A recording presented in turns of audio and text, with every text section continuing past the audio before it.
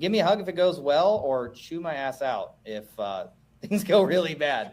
They know that I ignore that one. I take the risk, as racing drivers do. So are you telling me we probably shouldn't air this interview? No comment. Triple digits in golf freaking sucks ass. Oh, see, I'm not a golfer, so. It does. I agree. It's not fun. I've led 860-something laps the last two, so obviously I'm going to be biased to this. I just think it's more fun. Please hang up and try again.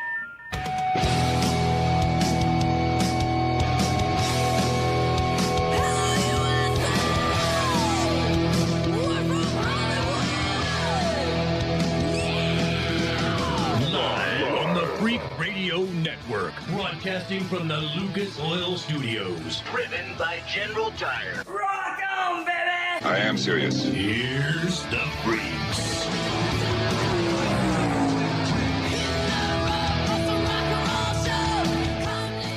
Ladies and gentlemen, the doctors are in, and we've got the fix for these last 3 races for NASCAR. Stick around so you can hear that. And we've also got some patients that'll come in and help us fix the issue with Darlington, Martinsville, and again, Bristol, the boring, expletive-type races that we've seen the last 3 weekends in a row. Austin Cindric will be here. Tyler Reddick will be here. They've all got their take on what we should be doing with these boring-ass short-track races, and then some. Also coming up, Kyle Kirkwood will be here in the Freak Nation. IndyCar Series winner from Long Beach, winning the 50th annual Long Beach Grand Prix. He will be here in the Freak Nation. Crash Gladys checking in from Long Beach. She'll be with us for most of the show until they kick her ass out of the freaking Dan Gurney Media Center. Look at that. Can you find it? That is just a perfect spot, Crash. Wait a minute. You think that I didn't put this here? This is not where this lived for all weekend. This was greeting people at the top of the convention center where you check in for the media center. I brought it into my cozy little penthouse room here and put it behind me, so it looks like it's purposely placed. It's tasty, cool. Man. We got Cole Cusimano sitting in the number 2 seat. It's okay. We'll figure it out. Richard C. Suave still in the dungeoners, like a lot of the kids say on X, thinking he's there in his mom and dad's basement doing the show. That's what. Hey, if you listen to the good folks on the Speed Freaks social media channels and the Larson Bros, that's what they think I'm doing. Anytime I criticize Kyle Larson, I'm doing it from my basement. You know what? They want to be wrong. You know. Laurens Vanthoor will be joining us here in the Freak Nation. Dude won himself his. Okay, I don't want to get too much in the weeds in this out of the gate crasher. It's a little difficult to explain, yes. Yeah. He won his 3rd IMSA race in a row, but not in the same car. Exactly. But don't worry, his teammates also won Saturday, at the Long Beach Grand Prix. So they've all won the first 3 races of the year. Am I confusing you even more? There we go. So Freak Nation, again, the topic at hand here as we join the Freak Nation from Lucas Oil Studios every Sunday night is Bristol. And we said this last week. We said on a horsepower hump day that it's setting up to be another boring race. If you're a Kyle Larson fan, I understand how much you'd love it. You heard Kyle Larson talk about it at the top of the show. He'll be joining us here coming up in moments about, he's a little biased, but he likes boring races like this. Now, come on, Kyle. We know damn well if you got your ass handed to you at Bristol, you would not be saying the same damn thing. And looking at, again, the Twitter Nation or X Nation here at Speed Freaks on Twitter, on X, whatever the hell we're calling it nowadays, it's good to see that the Freak Nation's coming around and they're not the big snorkel fest of, you know what, that's a pretty good race. Bro, I tweeted this out earlier, Cole. I don't know if you saw this, that I jumped over to Fox to see if there was some pre-race coverage early for the IndyCar race, and I caught the last 4 minutes of stoppage time between Kansas City and the Portland Timbers, and I saw more passing in those 4 freaking minutes than I did the entire G-damn race at Bristol. We got to do something about this. Cole, Crash, Suave, I think I've got a solution, but I want to hear what the hell you guys have to say about what the hell we witnessed for what 2.5 hours? 2 hours and Thank 45 God. minutes. That was the silver lining right there, because the race went by so fast that we didn't have to endure much more of it. But, like, yeah, it's tough, man. It's really tough because going into the weekend, there were so many expectations of the same product from last spring with the tire degradation and all that. But the end result was 2,197 green flag passes. Say that again? 2,197 green flag passes. That is the second least in the Gen 7 era. 4 lead changes. 4 total lead changes. That was the 7th time since 1961 there were 4 or less lead changes at Bristol. So okay, hold on a second. Not good. Go to that 4 shot again, Richie. All right, go to the 4 shot. Cole, read that 4 passes. read that stat, and I want all of us to have a face for that. A reaction. Okay? All right. Yeah. Oh, I already had a face. I got you guys. So this was the 7th time since 1961 that there were 4 or less lead changes at Bristol Motor Speedway. All right. Did somebody get a snapshot? Okay. Can I add to the stat chat that we're doing right now? Yep. Because, as you can see, I'm at the Long Beach Grand Prix where IMSA and IndyCar and Super Trucks raced this weekend. This is a track that's not known for passing at all in any of the series. And we didn't have a ton of passing in IMSA nor IndyCar. But IndyCar had 9 passes for the lead. 9. And you're telling me Bristol on a 500-mile oval, they only had 4? What's going on? That is absolute garbage. Shaking my head. Shaking my head. You were saying there were more lead changes in the freaking Masters, right? Yes. Right? There are more lead changes in the freaking one and only playoff hole. It's not a good look, man. Not a good look for a track where like you're used to seeing so much action and so many great races and memorable finishes and whatnot. This is just not a great look at all. And am I that old white dude that still looks at stands and the fans or lack thereof?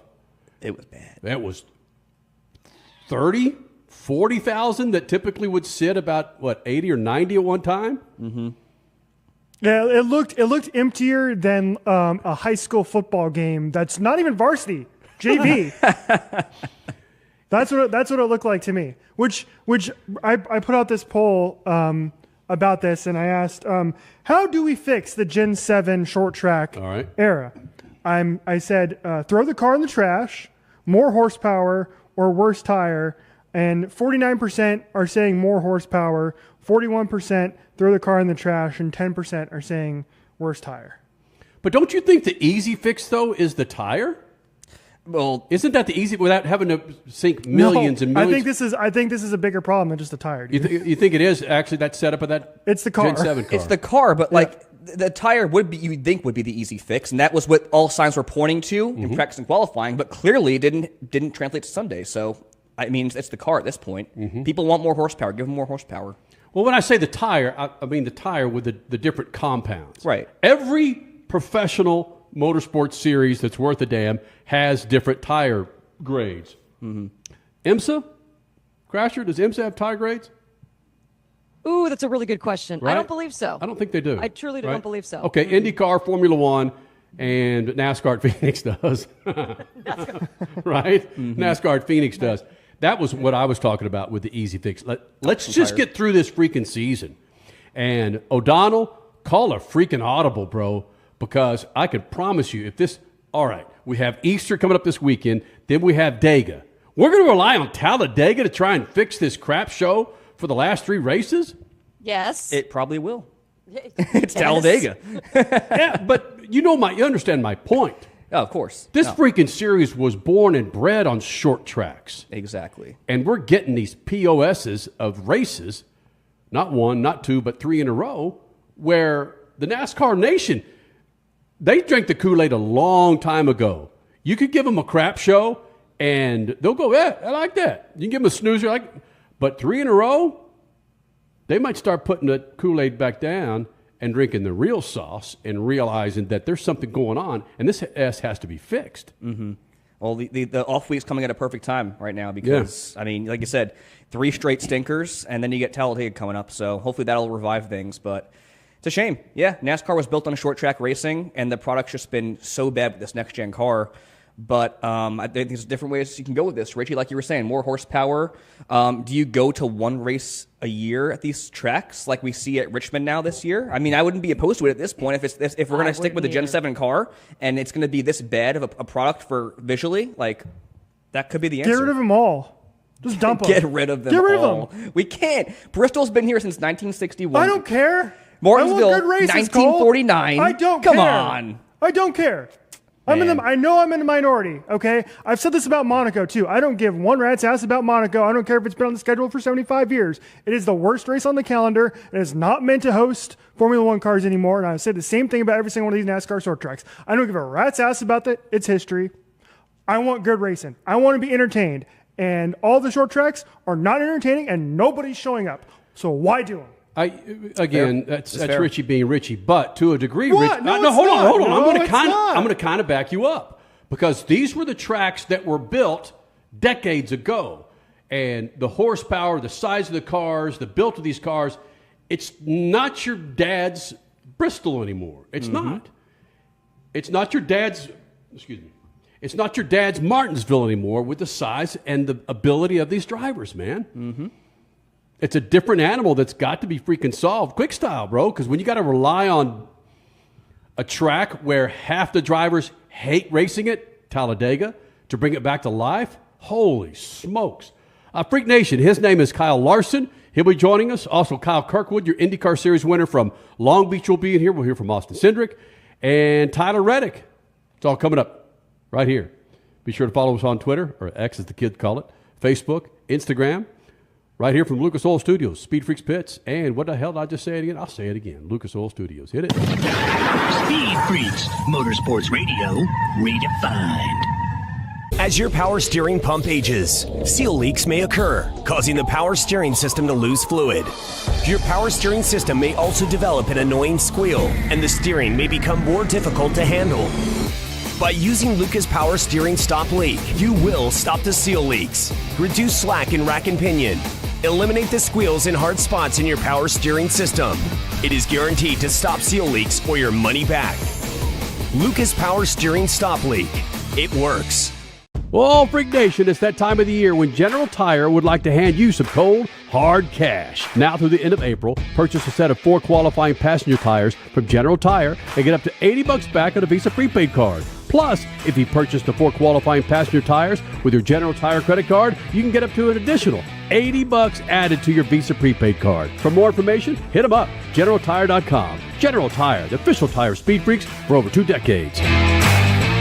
This is a paid sponsorship, not an endorsement by this program or station. Texting privacy policy and terms and conditions posted at textplane.us. Texting and rules for recurring automated text marketing messages. Messaging data rates may apply. Reply stop to opt out. Consult a doctor prior to use. If you've thought about trying Ozempic, Wegovy, or other GLP-1 medications, you probably know that they can be expensive and hard to get access to. Not anymore, thanks to Zelfie. Zelfie is 100% online, and if you qualify, their professionals can prescribe medications like Ozempic, Wegovy, and other GLP-1 medications that are 80 to 90% less expensive. That's right, no long waits at the doctor's office or pharmacy. Everything is shipped right to your door. Zelfie can also provide semaglutide or tirzepatide, the active ingredients in Ozempic and other expensive GLP-1s, but for 80 to 90% less. All you have to do to get started is send them a text. Just text SPEED to 200-300. Don't wait. Text right now for your link to your exclusive offer. Text the word SPEED to 200-300. That's SPEED to 200-300. SPEED to 200-300. This is Worldwide Technology Raceway. It's not like other venues. It's 1.25 miles long, and no 4 turns are the same. One wrong move, and it can bite you. It's not your normal racetrack. Some racers love it. Some hate it. Champions respect it. June 14th and 15th is not just Father's Day weekend. It's the Bommarito Automotive Group 500. SpeedFreaks, Motorsports Radio, redefined.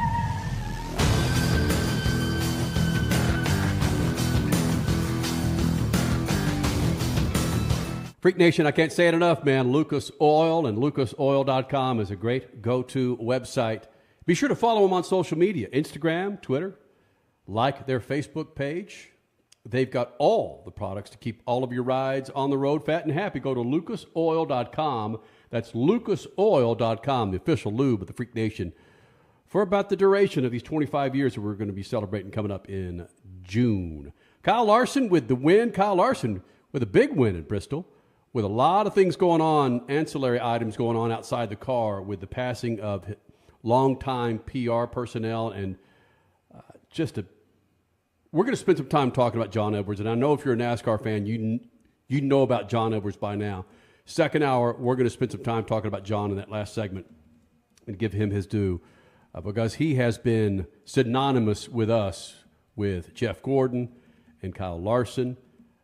Passed away last week, but we'll get to that coming up next hour. But Kyle Larson with the win. Of course he likes this race, Cole, but I brought up, this isn't your dad's Bristol or your dad's Martinsville, or this isn't your dad's NASCAR with these size of these cars now. Exactly. Yeah, no, you hit on that perfectly. Like, you've seen a noticeable shift in how this track and how these drivers used to race at tracks like Bristol and Martinsville compared to years past. And I love when Kyle Larson wins, because you get more content from Cliff Daniels, and Cliff Daniels is one of the most intelligent and well-spoken guys in the garage area. He actually touched on this in his post-race press conference. Dustin Long asked him why he was watching a replay of the 2004 Bristol race on top of all his other duties, watching race replays for this weekend. So here's what he had to say about why he was watching an old race at Bristol. Well, I hate to admit this, because just in my family background, I like to think of myself as a little bit of a NASCAR history buff, but I totally forgot, I think, the fact that "It's Bristol, baby" came from him from that race. So that was fun to see. Why am I watching it? I had exhausted myself on watching all of the 2023 and 2024 races. And as we're working through the week, there's a lot of things going on with our week, especially this week.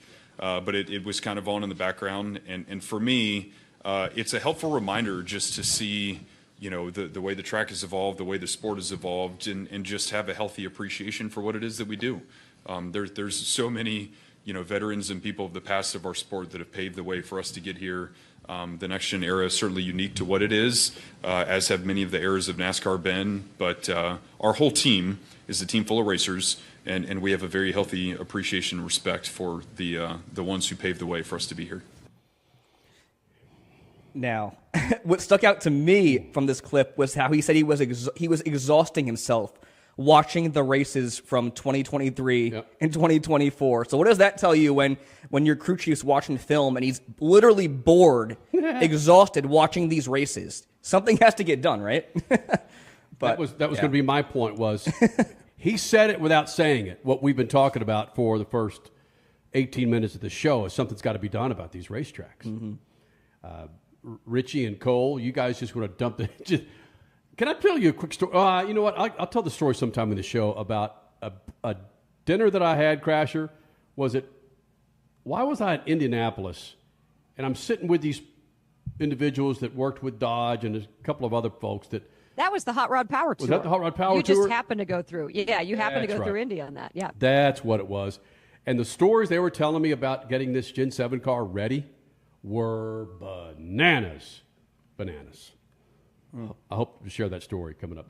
More from Kyle Larson, Cole. Yeah, so I mentioned it earlier. There were a lot of talks about this being a very similar race to last spring at Bristol, with the tires falling off dramatically after 40 laps. But it wound up being a Kyle Larson show where he led over 80% of the race. Completely different from what we were expecting. But this is Kyle Larson on if he prefers a more unpredictable race with tires falling off or a more standardized race like the one we saw today. I've led 860 something laps the last two, so obviously I'm going to be biased to this. I just think it's more fun. Like, we're still out there managing, our runs. So I don't know. I don't know. Last year was a very excessive. I mean, we were running maybe 50%, throughout a run. And that was too much. But then, today we're much closer to 100% every lap, but, somewhere between 85 to 90%, trying to still manage everything, like me in the lead. Like, I don't want to get my stuff too hot to where when I catch traffic, I can't pass lappers. So, I think that's why Denny and I were still able to you lap a lot of cars is because we still did a good job managing our tires. Although it might be a little less wear, it's still a lot more temp related that you're managing. So I would obviously love it if it could still, like, the tire could lay more rubber and the pace would, the track would get slicker. Like with Xfinity, it gets really black, and when it gets black, it's just greasy feeling, and the pace slows down. What Kyle Larson is saying there, without saying it, kind of like his crew chief did about 3 or 4 minutes ago, is, we got to figure this thing out at Bristol. And with that stat you dropped on us, Cole, 4 lead changes in the entire race. Yep. That's 4 lead changes. This is a track that, again, typically the race will last 4.5 hours. We got it done in under 3 hours, right? Yeah, a little over 2.5. Yep. And to have such little passing for the lead on such a short track, this isn't just like, it's kind of a crappy S show. No. You hear him talking about these different compounds, these different rubber elements that lay down in Xfinity. This has just got to be fixed. And we sound like a broken record for 21 minutes into this GDM show. But these drivers and crew chiefs, Crasher, are saying what we're saying without saying it. And there's nothing allegedly that can be done. I mean, we've been screaming to bring that alternate tire to all the other short tracks, but we're not hearing anything from NASCAR, the sanctioning body. Nobody is admitting that these races are not the greatest product that they've ever put out there. And so change is not happening. I don't know how much more a crew chief or a driver needs to say it without saying it to get the point across, because media's not working. Drivers and crew chiefs aren't working. What's going to change? Cole and I talked about this going just before we went live. Would we rather watch an S show or a boring race? And I would say yes. I'd rather watch an S show at Bristol than I would a boring race. Don't ask me to. Hold on. It goes back to Richie loving the first year of the Gen 7 car on the road course at Indianapolis because that was an S show. At least with an S show, you get entertainment. It's unpredictable. It's unpredictable. That's why we watch sports, dude. We don't watch sports just to watch a team drub another team 15-0 in the middle of the regular season, right? We watch it because it matters when it matters most, and we watch it because it's unpredictable, and that's why we watch. And we want to be entertained. And that's what NASCAR is missing right now with this car in general. And I wonder how long this is going to take them to figure out that, like, listen, we just got to get rid of this damn car, dude. Like, I think I mentioned this on Wednesday. This Gen 7 car is the best thing and the worst thing to happen in NASCAR in the last 25 years, because the parity is great. 2022 is great. Even last year we had so many different winners. But NASCAR's like they're like stuck in the middle here, and they can't figure. They're like Malcolm in the middle, and they can't figure out what to do. Nice. Real quick, let's get to the other soundbite before we get the hell out of here. Yep. Cole. So Kyle Larson came up 1 spot shy in the the Truck Series race of completing yet another weekend sweep. So here's what he had to say about coming up 1 spot shy once again. I don't know. I race a lot, so it's cool, to win 2 times in a row on the same weekend. But I don't overthink it or celebrate it too much, I guess. So I just love to race, and I love Bristol and was really excited about this weekend. Obviously wish I could have been 1 spot better on Friday to join Kyle, 22. Regardless, I had a great time this weekend and got to lead a bunch of laps and, challenge for wins and win a couple of them. So, yeah, proud of it, and hopefully get the chance to do it again in the future. Next year would be, I'm done racing trucks and Xfinity for this year. So hopefully the schedule lays out right. Next year I can try again. Kyle Larson, I put a lot of thought into it. I just like driving a damn race car. I race a lot. I race a lot, right, Crash? Another day at the office. Yes. We get out there in my rental car and kick the ass of A.J. Foyt the fifth. That's how I roll. The fifth? Are you saying someone's pregnant? Negative. I'm saying you're in the Dan Gurney Media Center there at Long Beach Grand Prix. Hey, Freak Nation, we're going to take off those GDM vendors and go IndyCar racing with your race winner, Kyle Kirkwood, will be joining us next. Also, Austin Cindric, Tyler Reddick. It's the Speed Freaks only here can you get post-race analysis this freaking hot. It's such a crap box race, man. All right, Freak Nation.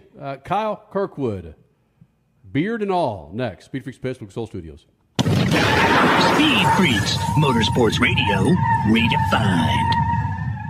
Well, Freak Nation, it's that time of the year when General Tire would like to hand you some cold, hard cash. Now through the end of April, purchase a set of 4 qualifying passenger tires from General Tire and get up to $80 back on a Visa prepaid card. Plus, if you purchase the 4 qualifying passenger tires with your General Tire credit card, you can get up to an additional $80 added to your Visa prepaid card. For more information, hit them up, GeneralTire.com. General Tire, the official tire of Speed Freaks for over 2 decades. This is a paid sponsorship, not an endorsement by this program or station. Texting privacy policy and terms and conditions posted at textplane.us. Texting and rules for recurring automated text marketing messages. Messaging data rates may apply. Reply stop to opt out. Consult a doctor prior to use. If you've thought about trying Ozempic, Wegovy, or other GLP-1 medications, you probably know that they can be expensive and hard to get access to. Not anymore, thanks to Zelfie. Zelfie is 100% online, and if you qualify, their professionals can prescribe medications like Ozempic, Wegovy, and other GLP-1 medications that are 80 to 90% less expensive. That's right, no long waits at the doctor's office or pharmacy.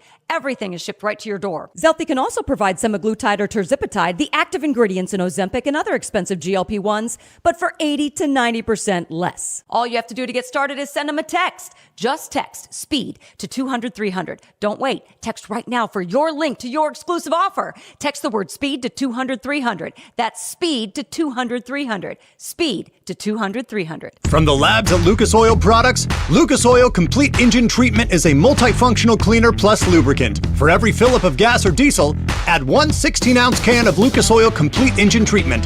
1 bottle can treat a tank of up to 21 gallons. Its special additives allows a better fuel burn to help increase your miles per gallon. Expect longer engine life, longer oil life, cleaner exhaust, and less fuel consumption. Lucas Oil, it works.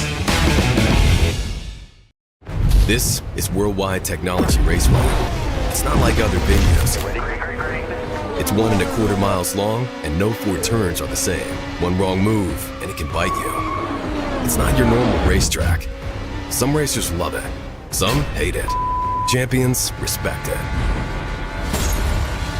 June 14th and 15th is not just Father's Day weekend. It's the Bommarito Automotive Group 500.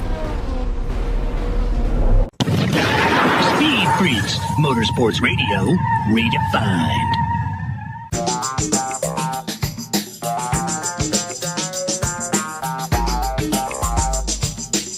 Freak Nation, coming up in moments, Kyle Kirkwood, your IndyCar Series race winner from Long Beach. He'll be joining us here in the Freak Nation. But this segment brought to you by our good friends, Straight Talk. Need more data to stream Speed Freaks or your freaking favorite jams?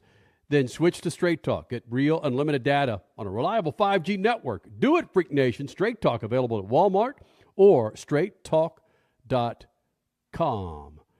Crasher, you're hanging out in Long Beach. You had a chance to sit down with Kyle Kirkwood for a little bit post-race, talk about that race win. Was he, let's go ahead and go to 4-shot, Rich. Was he, watching this interview, he seemed a bit relieved with that race win, given, I guess, how a lot of people anticipated this race might be a little bit better than we've had in years past? No, he was just that relaxed. Yeah. He had an epic weekend. He won the race from the pole, exactly what he did 2 years ago, winning it from the pole, but it wasn't like it was easy. He didn't constantly lead. I mean, there were different strategies playing out. Hey, NASCAR, did you hear what I just said? There were different strategies playing out, like tire strategies and pit strategies. Okay, just had to say that. But it wasn't necessarily relieved. He was just so relaxed. It was a spectacular weekend for him, for the team. He alludes to somebody else who had a great weekend who sat on his pit box. I don't want to give it all away right now, but there's no real relief. He was on cloud 9 all weekend. Freak Nation, his name is Kyle Kirkwood. Crasher caught up with your Long Beach Grand Prix IndyCar winner right now. Speed Freaks Pits, Lucas Oil Studios. So this guy right here has just won the historical 50th Long Beach Grand Prix. Kyle, this is now your second win in Long Beach. Slightly different cars. Is there anything to compare and contrast your 2 wins here? Yes and no. There's ways, and the car is very different now. This is a different strategy. It's a different tire, and we now have the hybrid unit compared to 2023. But it was somewhat of the same. I think ultimately we just ran a better race here today than we did in 2023, where in 2023 we actually lost the lead for a lot of the laps, and it was because of strategy that we were able to get ourselves back into the lead. Here we kind of just had a lot of control from qualifying through the entire race, through practices. We felt like we were in a really, really good spot, and I'm thankful for the team because of them. They give me the tools, they give me a car, they give me the strategy, the pit stops, everything that allow me to go out and win. But it's still you that does the hard part, and it's your butt that feels what's good and bad in the car to tell them. I definitely do not have the hard part. I can tell you that much. They have the hard part. They're the ones that work day in, day out through the off season while I'm hanging out in Florida surfing on a surfboard. So they definitely have the hard part. I just get to push the pedals and turn the wheel. But fortunately, I do pretty good at that. So I help them. I'm obviously an asset to their team, but they're a huge asset for me. And it is a team effort, a team group win here today. You just said surfing. You're in California. This is Surf Central, not Florida. We have surf in California. Kelly Slater's from in Florida. Kelly Slater lived 2 hours north of me and started surfing there. So there's waves in Florida. It's not as good as here. I give you that, but we do have some waves sometimes. All right, I want to see some of these surfing waves. You're not going to be by the ocean in a long time, though. You've got Barber, you've got a month in Indy, and then you've got the Midwest sweep. When are you going to get back on a board? Fortunately, my crew chief has a wake surf boat, so I'm gonna go surf behind his boat at some point in Indy because there's a few lakes up there. That's what I do. That's the only way I get back onto the board. You know what? I don't surf as much as I used to because it's still considered dangerous.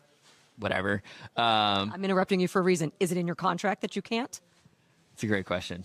It probably is. But they know that I ignore that one. I take the risk, as racing drivers do. So are you telling me we probably shouldn't air this interview? No comment, I guess. This race, you mentioned in the press conference, you said, I'm sorry if this looked like a boring race. You know, you coming from pole. But the stats say otherwise. 169 passes on this track, 9 lead changes in the race, 0 yellows. That's insane. And this is, of those stats, the best since 2012. How can you capitalize on that for the fan base moving forward as we get on this momentum kick before Indy? Yeah, I mean, I guess I was referencing more the lead changes, right? I guess there was different strategies and people were able to pay attention to that, but there ultimately wasn't a passing for the lead, which is exactly what I wanted. But it's not what every single fan wants. So, you know, your stats are very important, right? You know, I think we've grown as a series as there is years on this car, years on this package. We tend to get more and more passes kind of everywhere we go.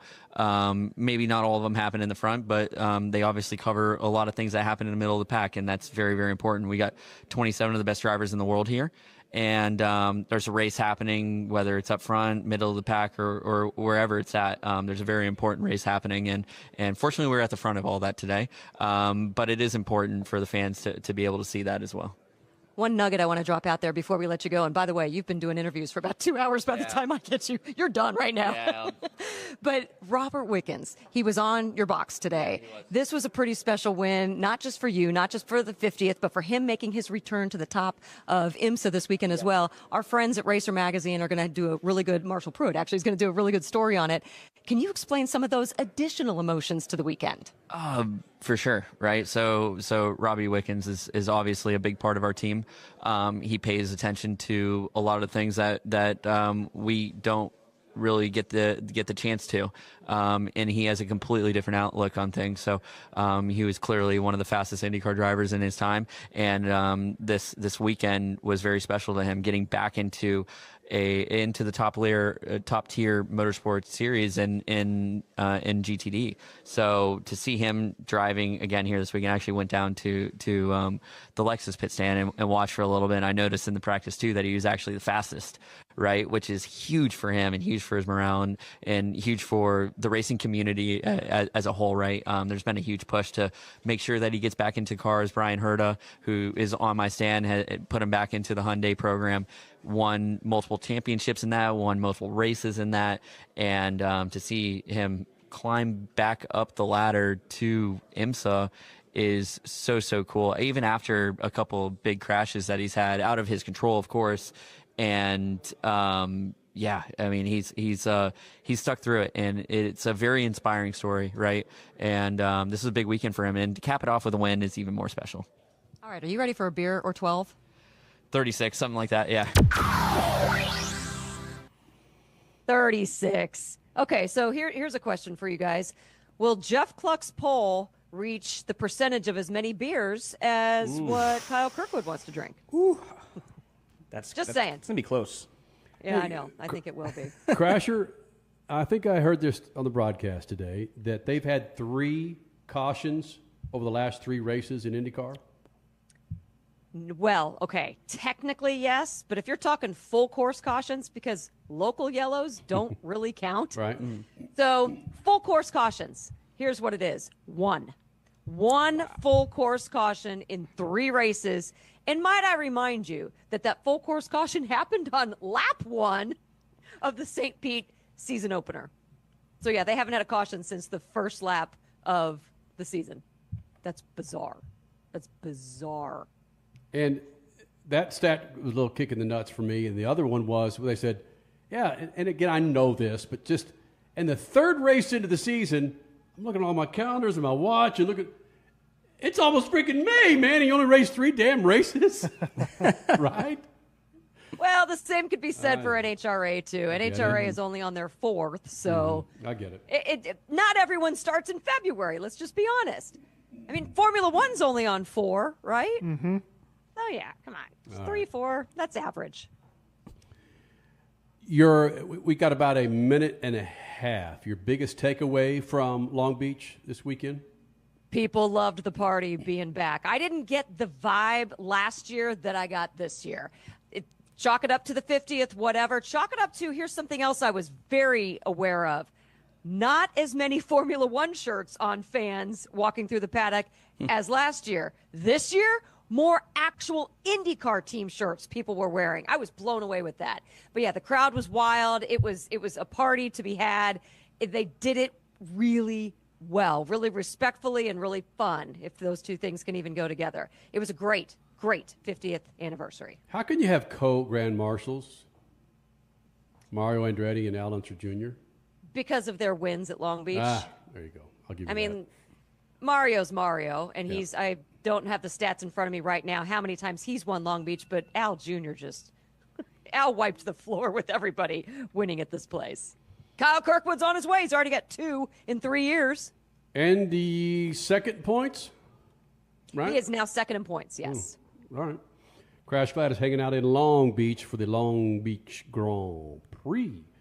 And we'll try and get to that interview of Laurens Vanthoor, who won the GTD class in the IMSA race Saturday afternoon. Also coming up, Austin Cindric will be in here, and Tyler Reddick. Speed Freaks, Motorsports Radio, redefined.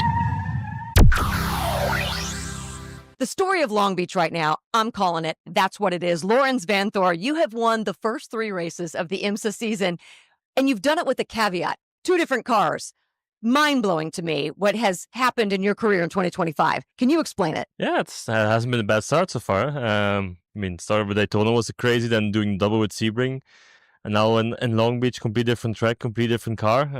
It's pretty cool. It's nice to show that let's say I can drive both cars. Obviously with the experience I have with Porsche. And it was fun. I loved Long Beach from in the past when I was doing full season IMSA, and then driving on this famous Rexy car. My daughter was very happy about that, so ticked off all the boxes, so I was happy to be here. What are the differences? The GTP car from Daytona and Sebring wins, the 36 hours of Florida, and then the difference into the GTD car for Long Beach, but then again, it's a 100-minute sprint. What are some of the differences that you had to balance? Yeah, it's completely different. I mean, it's a completely different car, completely different strategy, different team. everything's different besides that it has a Porsche logo on the front of it. But in the end, I always say it's a piece of material with 4 tires, an engine, steering wheel, and pedals, and our job is to understand that, to drive that as quickly as possible, and that's what we have to do. People hear that and they say, no, I can't do that on the freeway. Come on, it's not that easy, is it? Well, yeah, it's obviously, we've all been doing that since we're small. If I see other athletes, like, I don't know, cyclists or other people who are at their high level in their sport, I'm also saying, like, how can I do that? But, everybody maybe has his hidden talent and doing it from a young age. It's it starts to be, your job, your normal life. So you'll have to. In the cockpit, what is your hidden talent? Is it the throttle? Is it how you manage the brake? Are you good with your tires? What is it? It's difficult to answer for myself. Maybe easier for the people around me, but you can brag on yourself. Well, I don't know. I think I'm good with tires. Making them last, understanding them. But yeah, difficult to answer. Okay, you brought up Rexy. Your daughter was extremely excited for you to be driving this. I don't know, the car is more famous than some racing series in general. So how did this come about? Who called who? And when are we going to see you in Rexy again?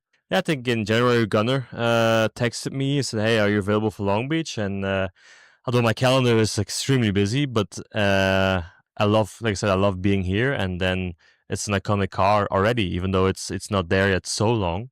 And I know my daughter would go crazy about, so I brought her the plushies from Rexy, Roxy, Spike, a t-shirt, stickers, so at least she'll be happy when I'm back home. Will Rexy have a matching trophy to yours? Yeah, let's see. Plushie I'm talking about, of course, because your daughter needs one. Yeah, maybe she'll ask that. If I don't bring it up, she maybe won't come to that idea. What you've done this season in 2 different cars is amazing. Let's fast forward to June and the 24 Hours of Le Mans. You're going to be in yet another car with another driver combination. It's again, like I said at the beginning, mind-blowing to me how you can balance personalities, balance different car types, yet still find this high level of success. Yeah, I mean, it's definitely not always straightforward. You normally, like for a championship, or you need to gel and work with the team and get to know the car and so on. But yeah, sometimes it just clicks from the beginning, and short sprint races are less complicated or less important for that than a 24-hour race that you really need to work for a long time together. But June, the 24 Hours of Le Mans is although the success so far has been great, it's the biggest target and goal I have this year, or let's say my career or my life. So we're really working towards that, and I think the season has already been a good season already now in April, but that would definitely not only top of the season, but top of my career in general. So it's a big focus in that. Freak Nation, Tyler Reddick back in the Freak Nation. And Tyler, we've had this interview scheduled for about a week and a half. And coming out of Darlington, I thought, man, what a perfect time to get Reddick in here. He's leading the race. He's going to go on to win this damn thing. Oh, it's your fault. Okay, thanks. I guess. Yep. Have a good one, folks. Thanks for having me. Exactly. Nailed it. How do I get out of here? It's different than what I'm normally accustomed to. How do I find the leave button? Listen. You find it on the screen. Typically, there's like leave meeting. I can't find it. Instead of mullet, instead of Jesus Christ. What have you learned to the old saying, not count your chickens before they hatch? Because I was certainly going, Tyler Reddick's got him an early season win. I was definitely not doing that in the race car. So, I don't know. I knew the 12 was really, really good. He'd shown it in practice. He'd shown it at times throughout the race when a lot of cars kind of would get stuck and just kind of be in the position they are. He would continue to advance and move forward, though. We were keeping our eyes on it. I think we were obviously keeping our eyes on a lot of the cars that went further than we did, just tracking their progress back to us. And I mean, the first 10, 15 laps were very, very promising. The 12 may have made up some ground, but like the first car that ran it out further, like the 24 or the 11, and the 20 weren't really making the progress back that it was expected to. But obviously when the 12 found his way around those cars that he was racing for position, that thing was unleashed, if you will. And here it came. It was half a second to 3/4 of a second every single lap. On a different level than anyone else in the field. Freak Nation, he's got himself 3 top 5s, I believe 4 top 10s. Tyler Reddick here in the Freak Nation. And when the Fox crew shows Michael Jordan on the box, watching you run these laps, you can kind of see him start to grimace like he knows that Blaney's coming. You've got the greatest closer in the history of sports listening to what's going on. What's Tyler Reddick thinking at that time? How do I close this thing? Yeah, trying to run through those options. I was kind of boxed in, though. There were some cars around us that had fresher tires. Granted, they were running further down in the running order. But, a couple laps on tires at a place like Darlington can be enough to make one of those lesser cars just be fast enough to stay in front of you but not be able to pass them. And that's kind of the box I ended up in. It really couldn't do much to help improve the gap that I had to the 12. So I was just kind of riding and hoping that the cars around me were going to make a mistake or just have enough left to fight off the 12. And the first attempt, if you will, worked. Dang near crashed doing it, but I was able to keep behind me in 1 and 2 one of the laps. And I don't know. I definitely would do it differently if I had another opportunity. In my head, I was like, man, I don't want to wreck and finish 30th like I did in the spring last year. But I guess at the end of the day, if I got spun trying to block the 12, maybe at most I lose 2 or 3 spots. So I think I definitely would approach it a little bit differently now having it under my belt, being in that spot. Kenny wants to ask about Michael Jordan, some famous dude that's on your box, whatever. I want to know, because it's just been so curious to me, your dynamic with a fellow racer out there, Denny Hamlin, who just so happens to also be your team owner. What can you even explain? Can you even put into words what that's really like, racing your team owner, but he's on a different team? I think on the track, we race each other like, as if we, he's not my owner and I'm not his driver. I think, we don't let it get too out of hand, right? I think we both race each other respectfully, but hard. Off the racetrack, I feel like, even before being my team owner, he's a Toyota teammate. So that relationship is there too. So yeah, I feel like, any chance that we can get, if I'm in a spot to help or he's in a spot to help, it's nice having someone that, is a teammate, is an owner, that has the veteran experience that he does. When I have these thoughts or these questions in my head, it's nice to be able to go to someone with that experience, to give me honest feedback as an owner, feedback as a driver, feedback as a teammate. So it's been nice to have that. What is some of the greatest advice he has given you in these last couple of years? Speaking of Denny Hamlin. Yeah, I feel like this is what happens when I listen to his podcast. He doesn't want to trade secrets. That's what he called it this week. I'd love to talk to you about all those little things that have helped me. But, as one thing about this next gen car, all these little details used to be somewhat important, but wouldn't directly apply to anyone else in the field or to another team or another manufacturer. And just the way this next gen car is and how close everyone's getting, every little thing is just so important. So I'll just have to leave you guys up to speculation on what those would be. Of course you would. Sorry. Okay, then let me go down a different aisle. Has either team owner Denny Hamlin or Michael Jordan given you the okay, or has it even been on your mind to maybe venture into some dirt racing as well? Like you used to. It's been a while since we've talked about it, but I thought that was something that I wouldn't say it was like a super important factor, but it was one of the things that was important to me, is having that freedom to do that. It came up in discussions as things were coming together. I've got the feeling, and from our conversations about it years ago, that as long as it doesn't take away from, competition related things that we have during the week or take away from my commitments, like at the racetrack, that unless it's something absolutely crazy, I should be able to, have that freedom to do it. I've just found with this Cup schedule and everything that happens during the week, I just haven't really got to that point yet where I feel like I can pull myself away from the week in, week out routine and go run a dirt race without really having the chance of negatively impacting our race weekend on the Cup side. So I feel like over time, I'm hoping that gets better.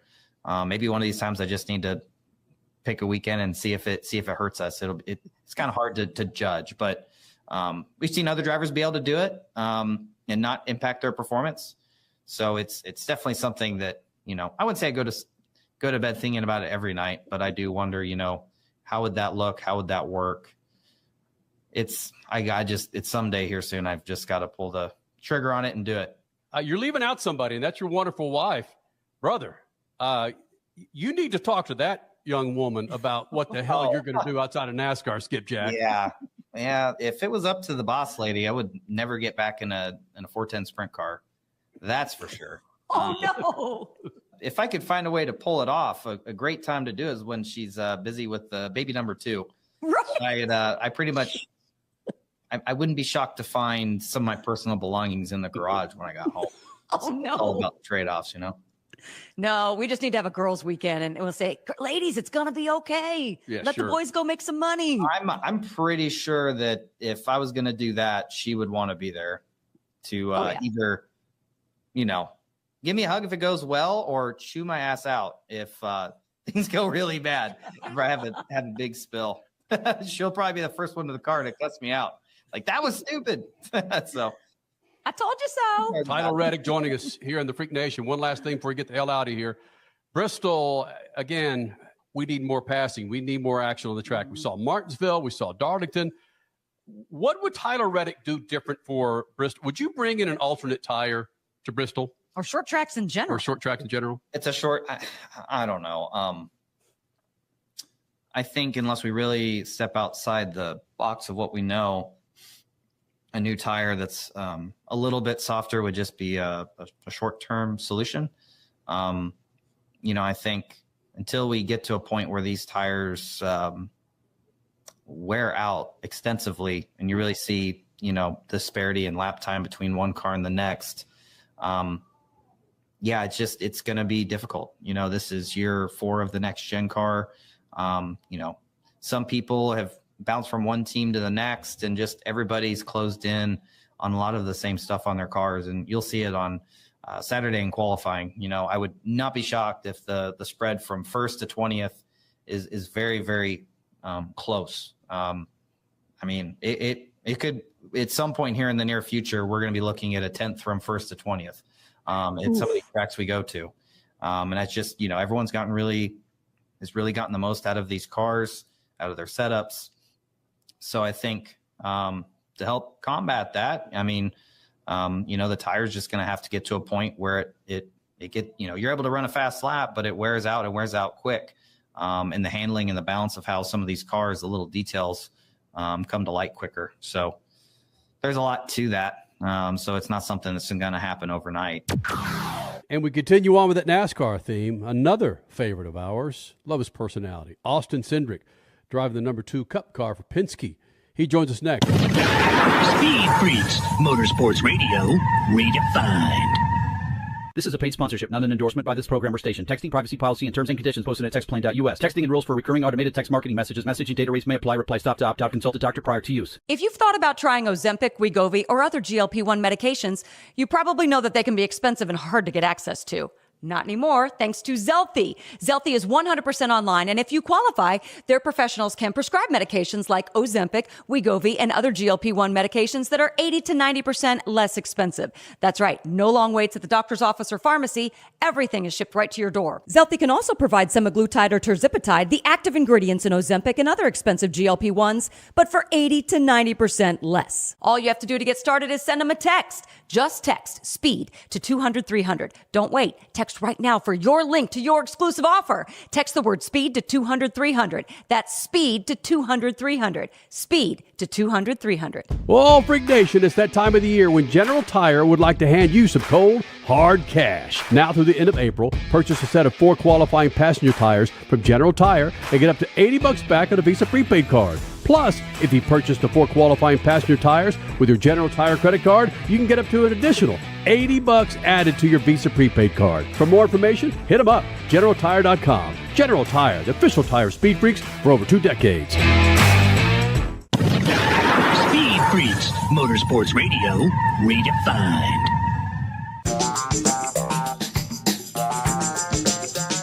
Freak Nation, this segment brought to you by our good friends at Straight Talk. You need, as we like to say here in the Freak Nation, you need more data so you can stream your favorite Speed Freak show, right? For your favorite jams, then do the smart thing. Go with Straight Talk. Get real, unlimited data on a reliable 5G network, Freak Nation. Straight Talk, available at Walmart or straighttalk.com.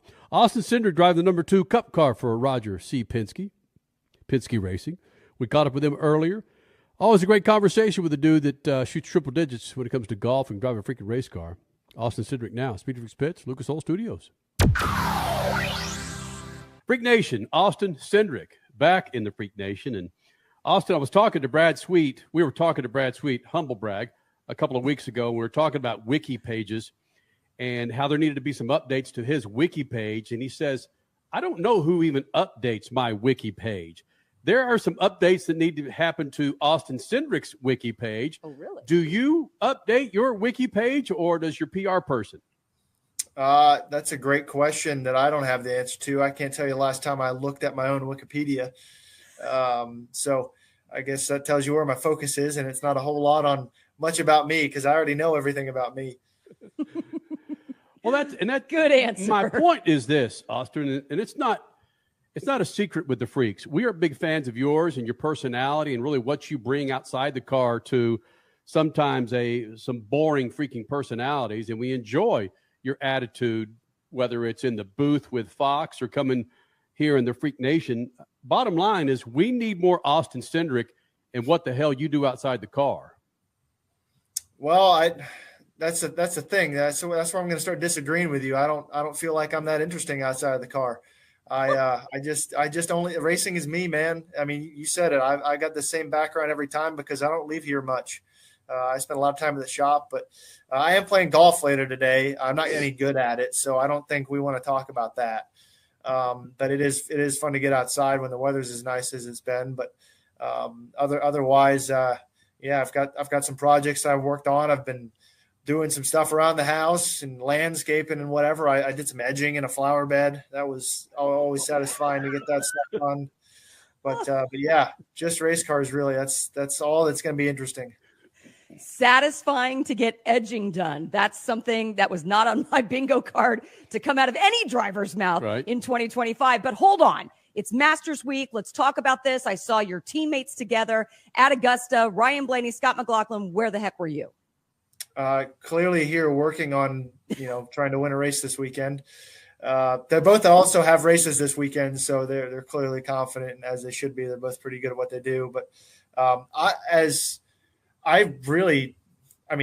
appreciate good golf, and I've never seen like a professional golf. They call it a match game, whatever. I don't watch golf. I play golf. I don't have a great interest in watching it. It's great to have on in the background, but I have great appreciation and great respect for those that are good at it, because my gosh, it's so hard. But it's a fun thing to do, and I guess I'll probably flick on the Masters, since it's on this weekend, but not a top priority. I'll probably be watching the lower series races at Bristol a lot closer than I will be watching the Masters. But you did say at one point, before we get off this golf conversation, you did say at one point that it was your goal to get under 100, and I thought you achieved that last year. No, I've gotten 101 twice. So we're going for double digits, and that second time was a couple weeks ago. Since the sun's been coming back out and I've been so cold outside, been starting to do a little more, going to the range a little more, and workshopping and working on my swing thoughts. So it's getting closer. Today could be the day. You never know. Is golf a way, though, for you to get out of the racing realm and to just kind of debrief your mind to get away from sometimes the stress that can be motorsports? Well, I first started playing just because, like, a lot of the people I spend a lot of time with, whether if it's my spotter, Doug Campbell, or some of my friends, everyone that I know seems to, like, really be into golf. My dad's really into golf in his spare time. So, like, I don't know, all these people that I care about and like spending time with, like playing golf. So it's a great way to spend time with people you like spending time with. I mean, playing golf with people you don't know or don't like isn't particularly a lot of fun because it's about a 4-hour time commitment. And if you're just hanging out with people outside alone that you don't like, I mean, it's not worth it. But the one thing that I have figured out is when I first started playing, like, oh, I'll be riding in the car, and I can answer this email or do this or send this text. And I'd start to save things to do while I go play golf, and I got none of it done. So I've realized that it's a great way to, like, completely disassociate. I mean, I'm of a generation that's exceptionally challenging to, like, let go of this thing and not pay attention to your phone. And, like, most of the time I play golf, like, I'm in a complete time warp. Austin Cindric joining us here in the Freak Nation, driving for Team Penske in the Cup Series, trying to get a consensus on the Gen Car, the tires in the Cup Series from all these drivers. You can never satisfy all the drivers. Half are always complaining, half are saying, I love it. Where does Austin stand with, and I'm prefacing this by Martinsville, Darlington, and potentially Bristol to be another lead follow, not a lot of passing, not a lot of action for people watching on TV. Where does Austin stand on trying to devise something different with this car, bring in a different tire compound to provide better racing, not just for drivers, but for the fans that are watching these races? Yeah, I think to avoid being too political, I'm going to ask a question to answer yours.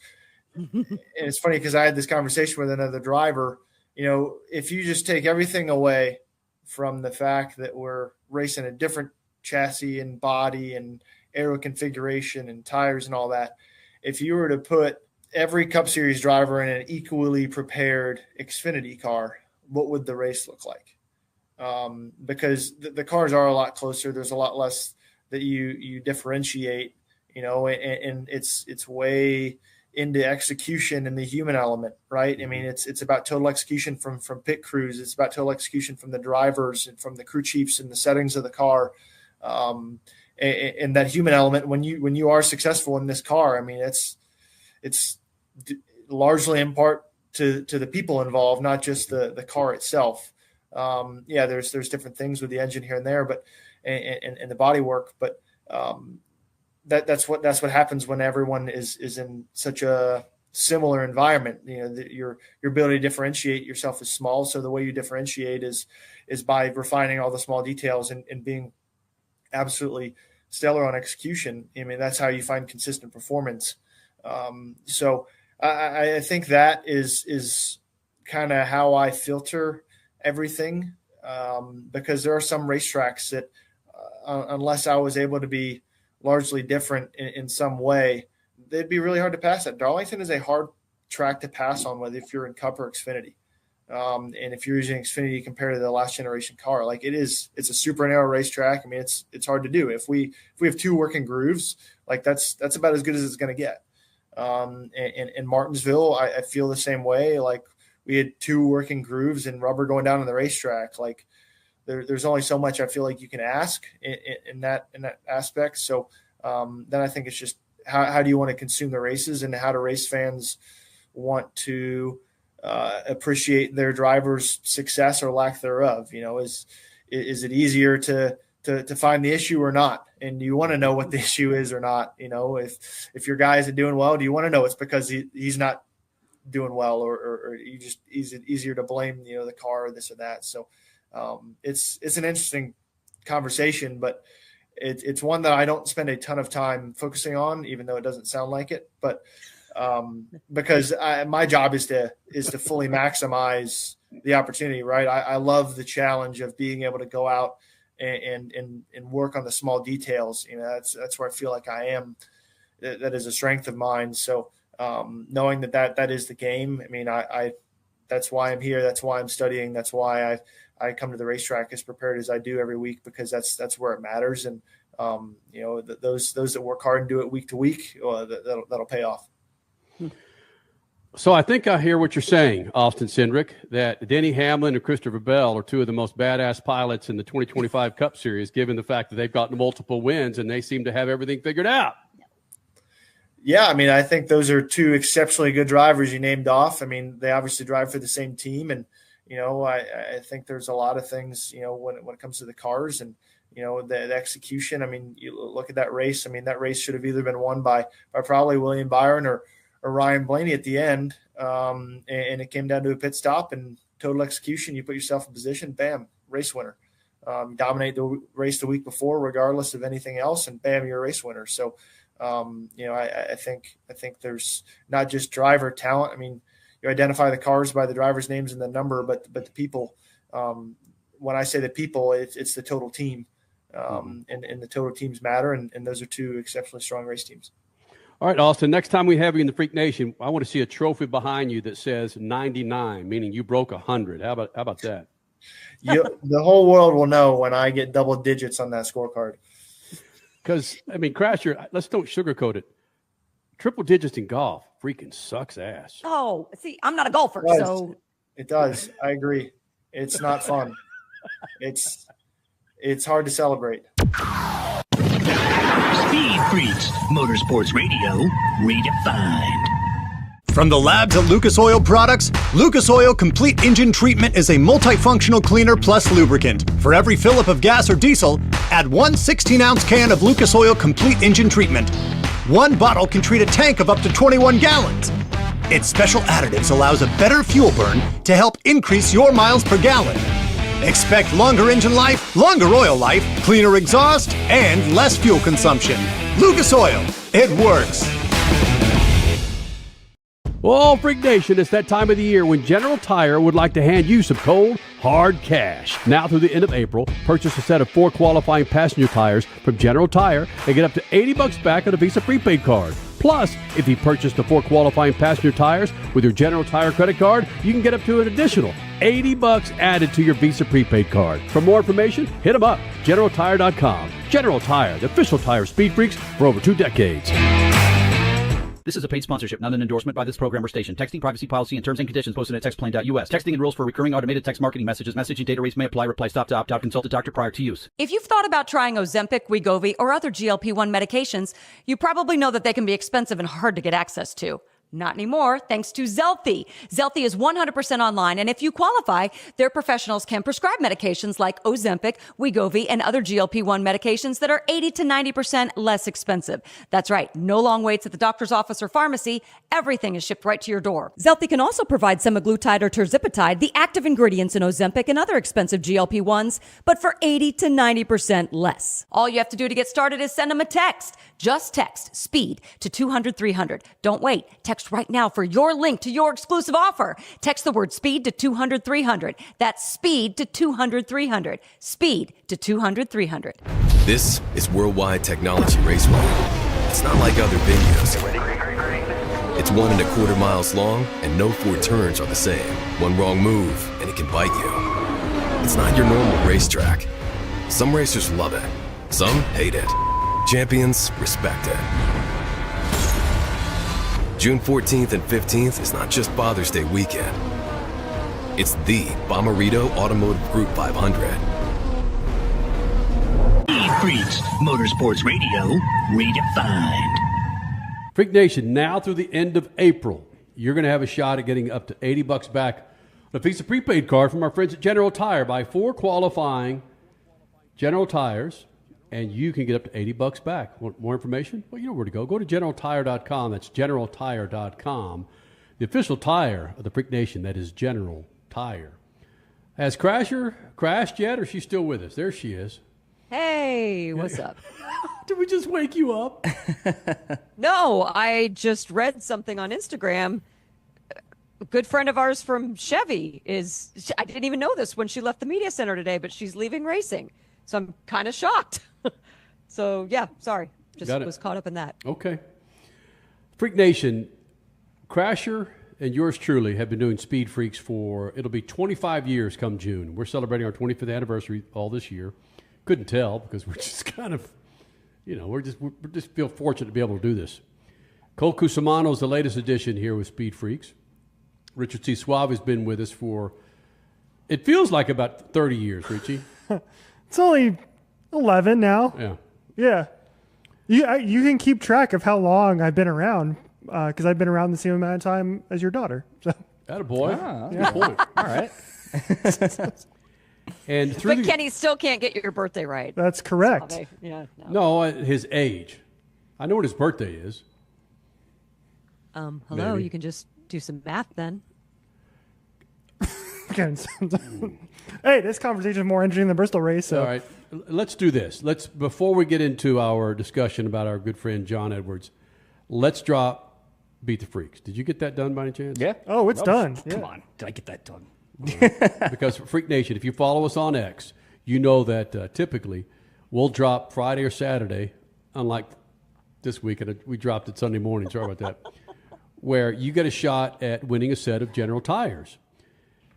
We ask you to pick 3 drivers, and if your 3 drivers beat our 3 drivers in the final tally, then you'll take home a set of General Tires. What do we have for the results at Bristol there, Richard C. Suave? What do we have? Well, there it is for you. We have there? Cusimano. Yes, sir. Attaboy. That's Saving 3. our- Saved us. That's 3. Who's Dude. keeping track, though? Come on. The money stop, baby. Money stop. Come on. If you're watching us, you see what's going on here where Haas 23, 127 points to Cole Cusimano's buck 32. Richard C. Suave at 61. Crasher at 122. Yours truly at 109. All right. Richie, who did you pick? I went with the bees, and I went with the bees, and the bees did not pay off. Okay. Bubba Busher and I think Byron? Yes, I think that's right. Oh, wow. Speaking of bees, doesn't our daughter have the birds and the bees conversation with health class this week in 5th grade? Oh, God. This is That's the too young. week. This is the week. 5th grade health class. Help us. So if we don't do horsepower hump day, now you will know why. Because think about it. She's coming home. That's an early release day. She's coming home, and we'll have just had that conversation, and then we're supposed to do horsepower hump day. Hump day! That's a whole meeting hump day. Oh, who's going to turn red quicker, Cole or Richie? Cole made the joke first. Okay, not me. It was simultaneous, honestly. Yeah, it was. Dirty ass mind, you freaking. What are you guys? You guys are millennials, right?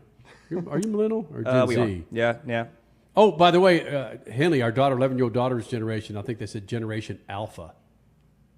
It's weird. So we're starting over again? I don't know, Crash. Where are we going with this thing? Anyway, congratulations, Cole, for saving our ass again when it came to Beat the Freaks. No problem. Attaboy. Now, as I was started off this segment, 25 years of Speed Freaks, we've come across many, many individuals in the motorsports business, from PR folks to presidents of series to driver. I could go on and on and on. But one individual that was a stalwart part of these 25 years, his name is Jon Edwards. And if you've been following NASCAR over the last 6 or 7 days, you've seen a number of salutes to Jon Edwards. Jon Edwards was the PR person, and much more than just the PR person, for Jeff Gordon and Kyle Larson. He has been integral in a lot of people's lives in NASCAR over the last 25 years or so. He died this past week, and Richie, this little inside baseball, Richie shared the text with us, and it was, as soon as I saw that, Crasher, I know where you were, you know where I was.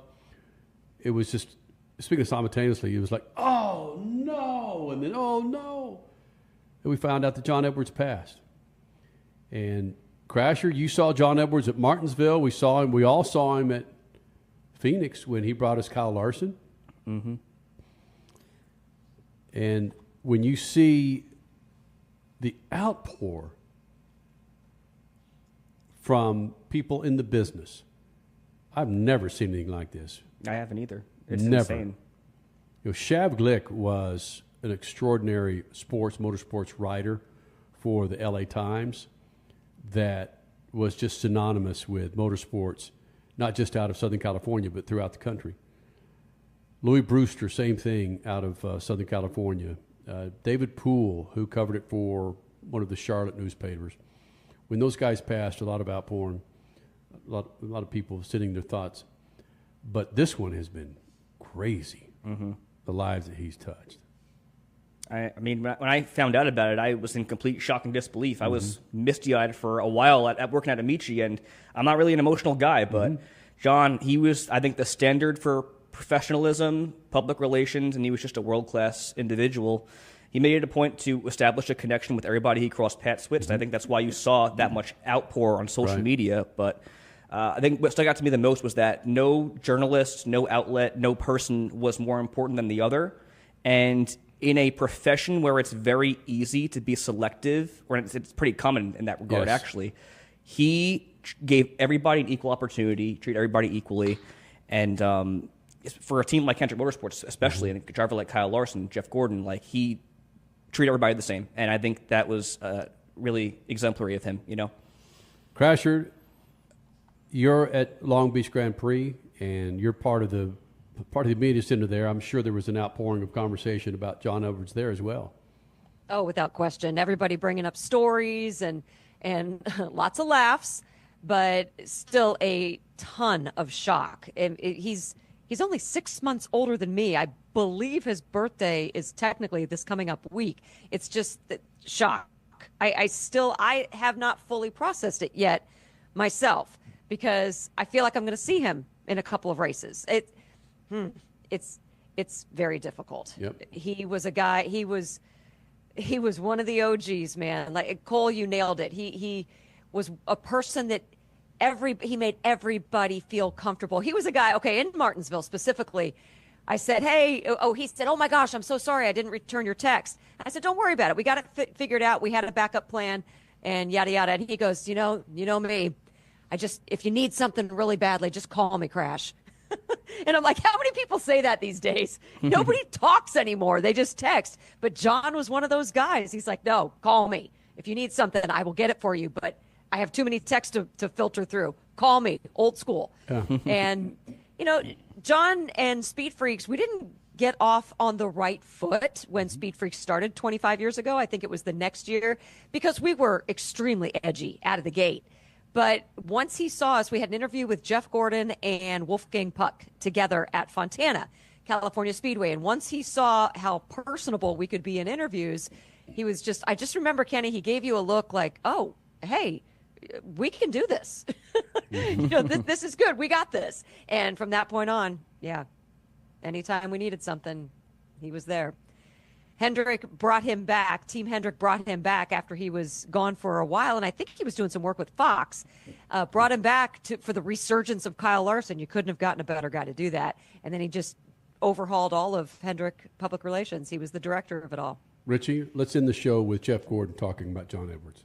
I mean, worked with Jon for a long, long time, but he just had, and I think, honestly, I feel like, and Jon would probably want this to be a broader discussion about just what PR folks do, the dedication that they have, commitment, and this balance they have of connecting a team or a driver with the media, with the fans, with the sponsors, and also allowing them to stay focused on their job, and he was the best, and I get to work with the best, and so did Kyle, and now, I think others that he's mentored will get to carry that on, and today we get to carry it on with a win. But I mean, he loved to travel, and he loved to consume and consume life, it's just, I've really enjoyed this week talking to some folks, that I haven't talked to in many years. And Jon just, had friends from all different walks of life and loved all forms of motorsports.